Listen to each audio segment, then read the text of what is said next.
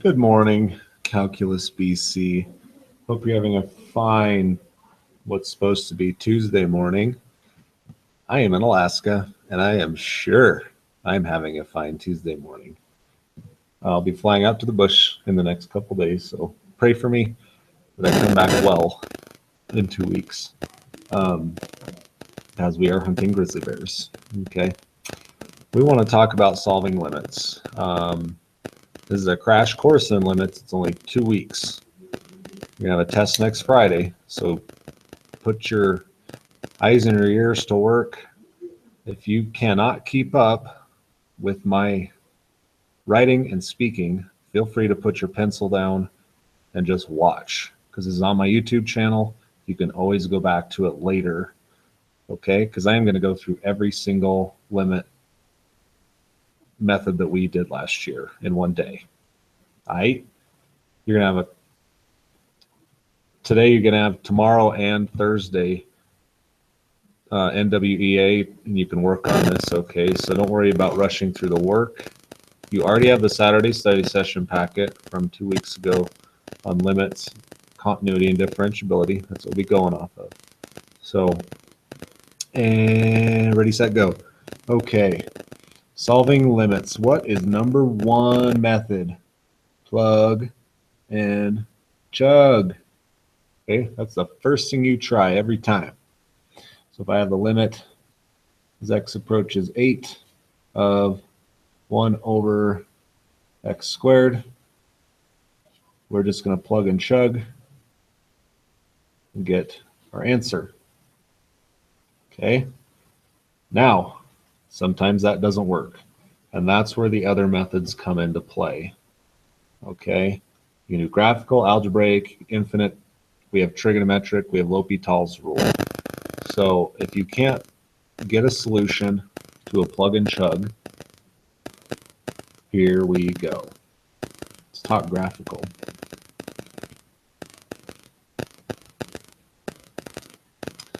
We give you a graph. You will always have this as an AP problem on the exam. So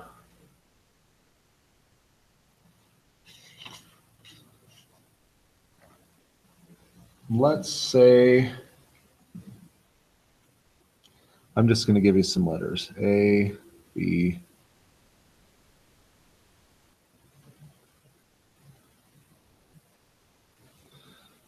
C,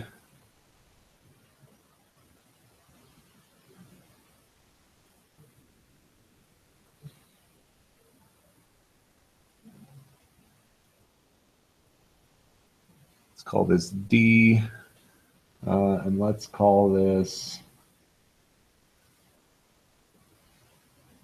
E. Okay. What is the limit? As x approaches A. We'll call this f of x, of f of x. Okay, remember, you have to approach it from both sides. It's the value, whatever that value is. This time it's 4. Okay. All right, moving on to the limit as x approaches B. Okay, remember, a hole is okay because we are approaching from both sides. We're not getting there, but we're approaching it. So this is an okay situation to say my limit is 2. The limit is not 3, it's 2. What about the limit as x approaches C? Okay, this is where we come from. This side and this side, do they match? 3 and 1? No, does not exist. Yeah, take that, right? But we can do the limit as x approaches C from the left, the little minus sign, which is 1, and the limit as x approaches C from the right, which is 3. Okay. Remember that continuity test. Okay, limit as x approaches D. Again, holes are okay. So we're going to say that's 2. And the limit as x approaches E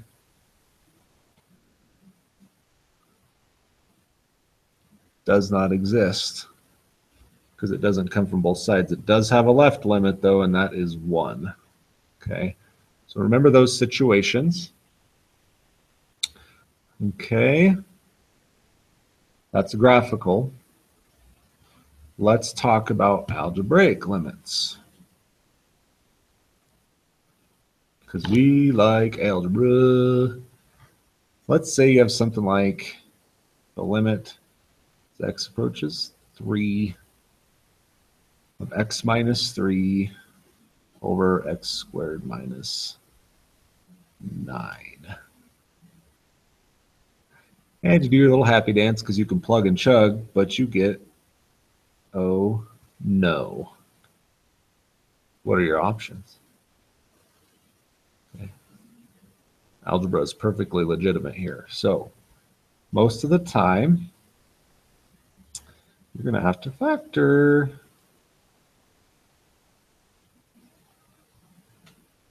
Okay, the bottom is now factored. Those can cancel. So we get 1 over x plus 3, which is 1 over 6. Beautiful. Now, this is what we call indeterminate. Remember that? Indeterminate form. I can use L'Hopital's rule as well. Okay, so then I would take the derivative of the top is 1. The derivative of the bottom is 2x. And that gives us 1/6 as well. Que bueno. Let's see here. Algebraic. Let me make sure I'm covering all the algebra methods.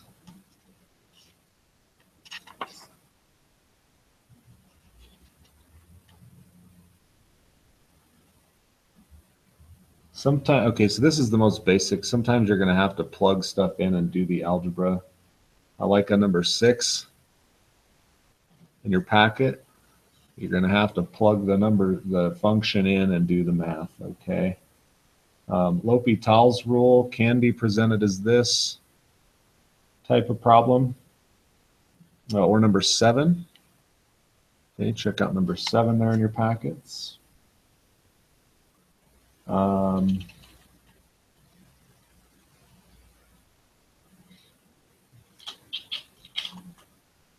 Let's talk about some trig limits. We like trig.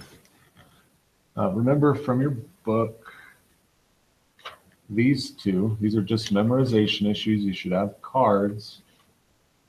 The limit as theta approaches 0 of sine theta over theta equals 1. And the limit as theta approaches 0 of 1 minus cosine theta over theta is 1 as well. Aight? You might have to use trig identities, as in number 8. Okay.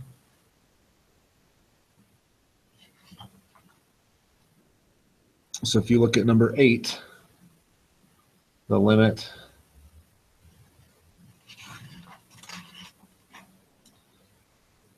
as theta approaches 0, 1 minus cosine theta over 2 sine squared theta. My first thought is to try to make it like this one, because it's 1 minus cosine theta, but there's no way to do the bottom as theta. So what you need to do is recognize that sine squared theta is 1 minus cosine squared theta. And substitute in, cancel algebraically, you have your work. Remember that trig identity.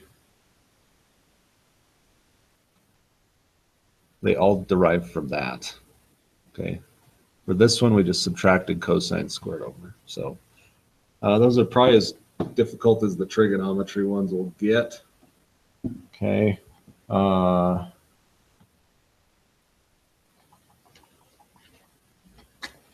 infinite limits. I'm going to spend a few minutes here. The infinite, the reason we study calculus.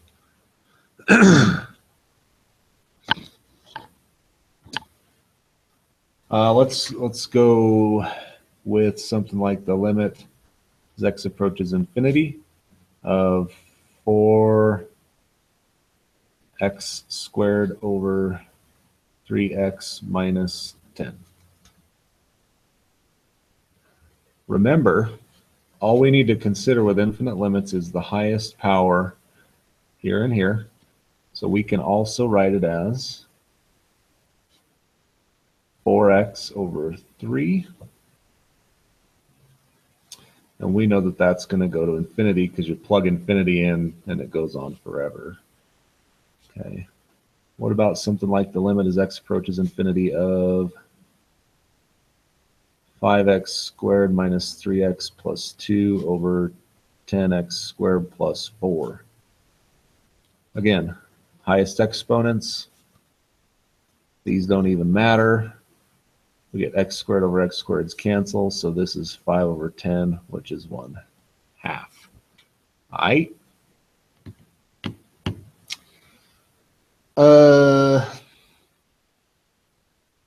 What about something like this?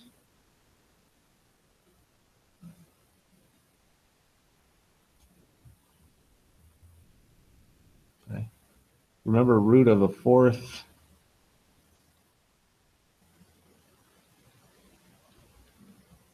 is going to change the power to this, and then we'll get 5 here, okay?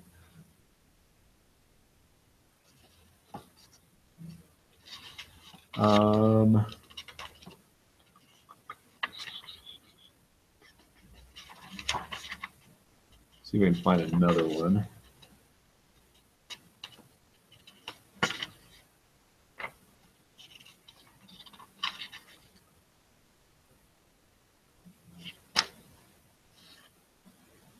Oh, that's right.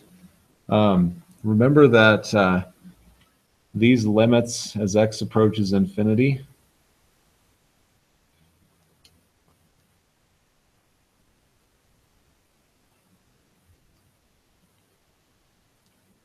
will give us a horizontal asymptote. Okay, so the horizontal asymptote of this function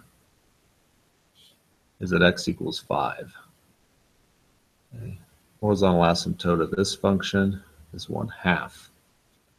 This one does not have a horizontal asymptote. Okay, so keep that in mind. If you're testing for a horizontal asymptote, you need to check the limits at infinity. Okay.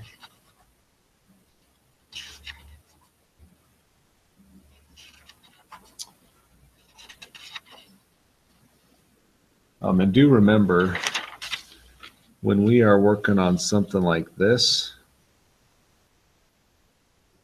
discontinuity, because I can factor it out, is just a hole. Okay, so that would be a point discontinuity. Ring a bell? All right, so if I can factor these out, that means it's just a point discontinuity. All right.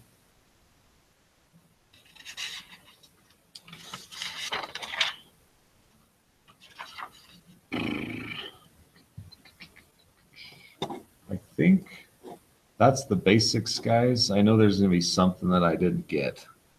Your teacher has the solutions if you need them. You can work on them the next few days. Okay, so don't stress over this. We'll get it. When I get back, we'll score your tests. We'll fix anything we need to fix, okay? So in your Saturday study session packet, 1, 2, 4 through 4, 6 through 11, 18, 20 to 22. All multiple choice. Enjoy.